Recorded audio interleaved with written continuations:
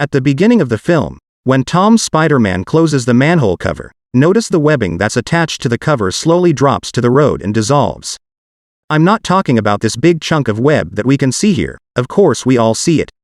But this thin layer of web that slowly dissolves is such a great attention to detail, considering it's all CGI.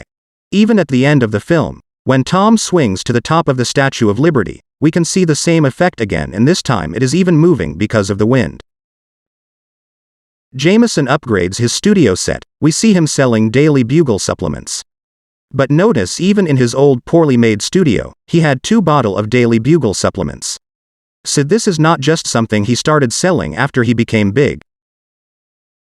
When Tom's Spider-Man arrives on this bridge to look for the MIT assistant lady, there he comes across a Daily Bugle helicopter tracking his every move. Peter even waves his hand and says, "I can see you." Yeah, I can see you! But moments later, when Peter is checking all the cars to look for the MIT lady, he stops near this car where this girl is watching something on her iPad, and her sibling seems like a fan of Spider-Man. Now notice what this young lady was watching. That's right, the same clip of Tom's Spider-Man waving to the helicopter. So even though there's a bit of delay, but it's safe to assume that Daily Bugle is essentially broadcasting live each and every move of Tom's Spider-Man.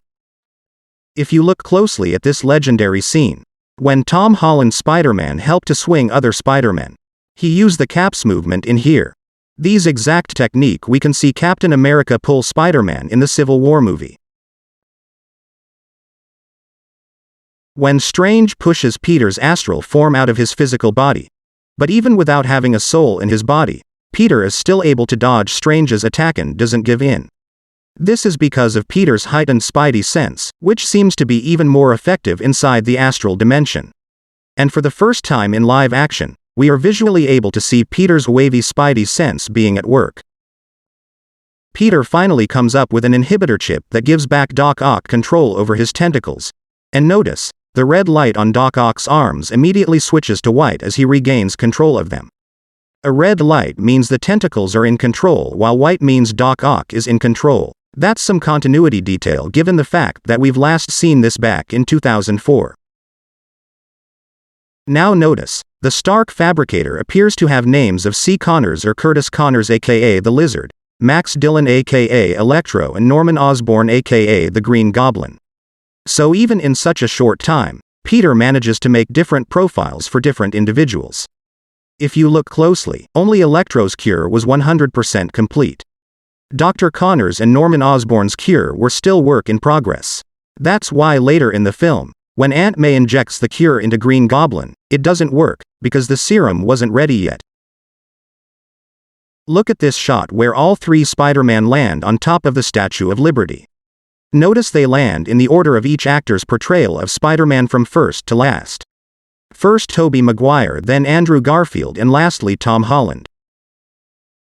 When Electro attack both Spider-Man, notice how Tobey's Peter feels physical pain a bit more than Andrew's Peter. They both were equally under attack by Electro. In fact, Andrew took more damage. But at the end, it's Tobey who is holding his chest and Andrew is just out of breath. This indicates how this version of Spider-Man is getting old and all these fighting is taking a toll on his body. And also the Andrew Spider-Man is already upgrade his suit in Amazing Spider-Man 2. When the multiverse cracks open and we see a lot of Spidey villains preparing to enter this universe. I will show you some of that characters. This looks like Kraven the Hunter, one of the Spider-Man villain. The next one looks like the Rhino. This is Scorpio. This is the Black Cat. This looks like Mysterio. And this is like Superior Spider-Man.